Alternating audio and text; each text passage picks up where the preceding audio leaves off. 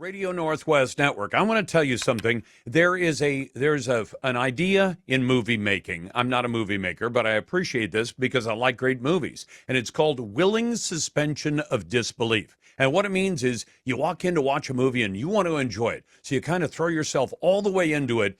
And you don't use your logical mind to find problems with the movie. You just enjoy the story because you enjoy that story so much that you don't want to pick nits about this doesn't make sense and that doesn't make sense. That's called willing suspension of disbelief. I think there are a bunch of reporters in the Pacific Northwest who, as they watch what is, I think, the single largest proposed but not yet approved public works project in the entire Pacific Northwest. Now, collectively, Sound Transit is bigger, but as a single project, the Interstate Bridge Replacement, which is really a light rail plan for two miles of light rail with a bridge attached that is literally the same size as the bridge that they're replacing, that there are a lot of reporters engaging in willing suspension of disbelief. You say, but has the Coast Guard approved it, and don't they have to? Well, yeah, but we're ignoring that. Is the money available to build it? No, but they'll figure that one out. They're going to do tolling.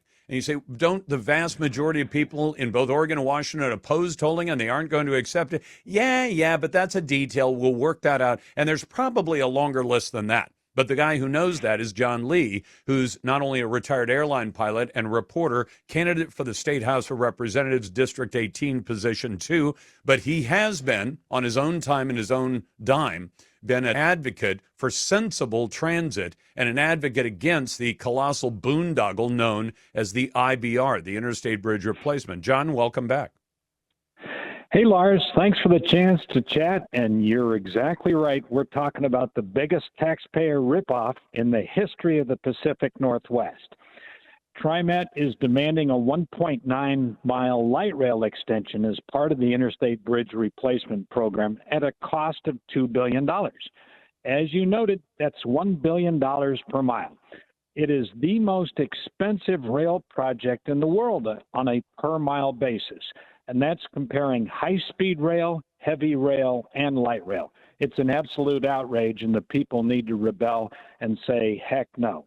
And in the reporting you've done, you've also pointed out, I mean, by comparison, the most recent light rail line, I think it was Linwood, opened up in the Puget Sound area, is a comparative, it's not actually a bargain, but it's a comparative bargain at the low price of only $350 million a mile, a third of $1 billion a mile. It makes Linwood extension look like a bargain by comparison to $1 billion a mile, literally the most expensive light rail line on Earth, or rail line of any kind on Earth. And yet they're still forging ahead with it. And apparently they're still planning to start construction when? 2026? And they don't have any of it sewn up yet? Well, you're so right on so many facets of this. There are a million promises in this. The federal government has allocated $2.1 billion towards this that you and I hope President Trump will put some common sense leadership in and say, what a waste of the people's money. But the state of Oregon is supposed to come up with $1 billion, and they've only written a check for $250 million. And ODOT is going around the strait right now begging for taxpayer money.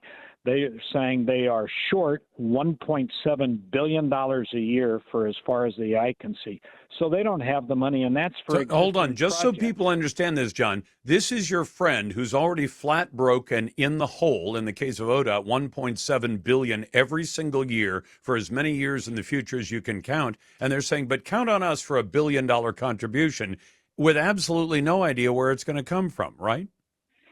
Exactly right. Other than, of course, you and I know it's the people's pockets they're going to pick every single time. And so whether it's tolling, whether it's additional car tab fees, whether it's raiding the general fund that's supposed to pay for other things, they're going to go after the money unless the people say, heck no, this is a ridiculous waste of money. Because at the end of the day, the people want value for their money. And this is ridiculous, replacing a 3-lane bridge with another 3-lane bridge that you and I know, we've talked about many times. It's over congested today, and it's going to be over congested on day one when it opens, supposedly in 2035. It's ludicrous. It just blows me away, though, that reporters who usually are willing, I mean, if they think that something's on fire or blowing up, literally or metaphorically, they're willing to go do a story on it. I mean, they like nothing more than, say, watching a giant company go down in flames or some other effort go down in flames. And yet this thing is sort of going down in flames without anybody saying anything about it. The bridge project is metaphorically on fire, and nobody out there except you and perhaps me is willing to say, this thing is a non-starter. They don't have the money. They don't know where the money's going to come from. They don't have Coast Guard approval, and that is a hard and fast veto of the project right there. And then there's the light rail piece of it. And by the way, I made a mistake the other day because I had said that CTRAN, which TriMet wants to run light rail to Vancouver, saying there's all this demand in Clark County to be able to ride the train 1.9 miles down to the existing light rail line in Delta Park. And you pointed out to me, Lars, you got it wrong. I said there were 7 express buses that CTRAN is running. What is actually the case today? So prior to the pandemic lockdowns by Kate Brown and Jay Inslee, CTRAN had 7 separate express bus lines over the river. With the lockdowns, they have cut it back to just 3 separate lines a day, and on an average day, they carry 525 people a day on the I-5 route. There is zero need for high-capacity transit on anything across the river, especially I-5, number one. And number two, the IBR is lying about the projected ridership. They're saying there are going to be 26,000 to 33,000 people riding transit a day by 2045.